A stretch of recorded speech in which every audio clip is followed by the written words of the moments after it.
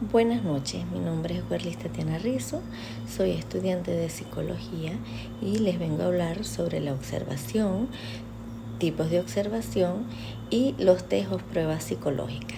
La observación es la capacidad del ser humano de mirar con atención y distinguir un objeto, una persona o una situación a través del sentido de la vista.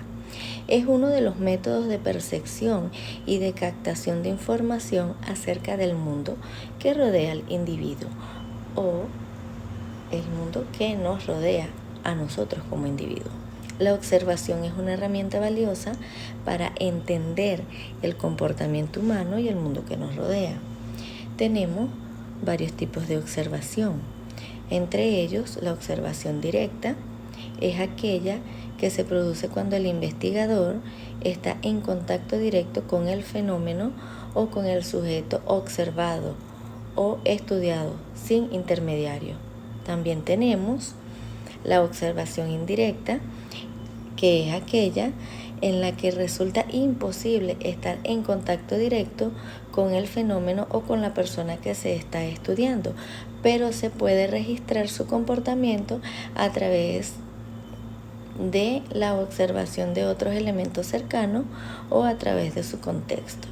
Observación sistémica es aquella en la que el investigador se rige por métodos y protocolos específicos que forman parte de un sistema organizado. Tenemos también la observación asistémica, es aquella que no sigue ningún protocolo ni método para registrar la información, sino que se basa en la apreciación libre del fenómeno por parte del investigador.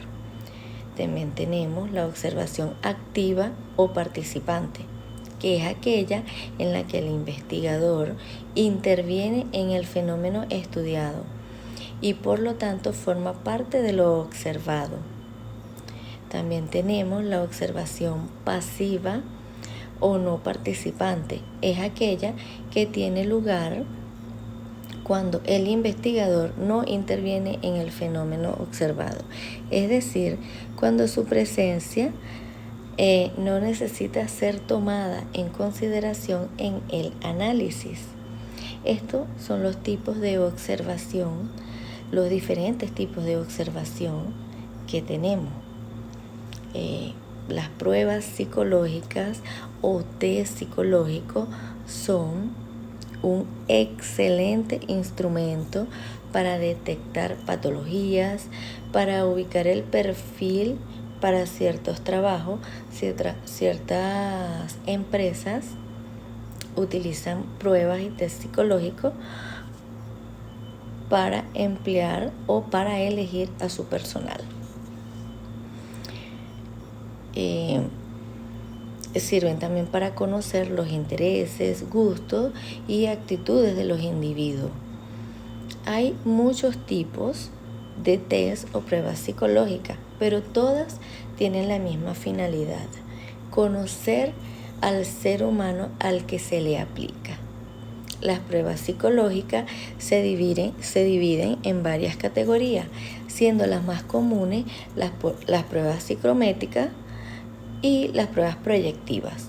Las pruebas psicométricas, entre ellas tenemos matrices progresivas de Raven, tenemos la WISE, escala de inteligencia para adultos, tenemos la WIX, escala de inteligencia para niños, entre otras.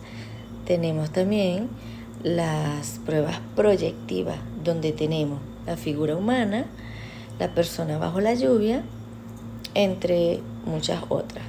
Es importante tener en cuenta que los test o pruebas psicológicas proporcionan información objetiva, pero no deben utilizarse como el único criterio para tomar decisiones clínicas o diagnósticos. Los resultados deben interpretarse en conjunto con otras fuentes de información, como la entrevista clínica, por ejemplo, y la observación del comportamiento. La entrevista psicológica es aquella basada en la relación entre dos o más personas, donde uno de los integrantes el psicólogo realiza preguntas con el objetivo de obtener información. Por lo tanto, se produce un intercambio entre la persona que solicita ayuda y el profesional que lo ofrece.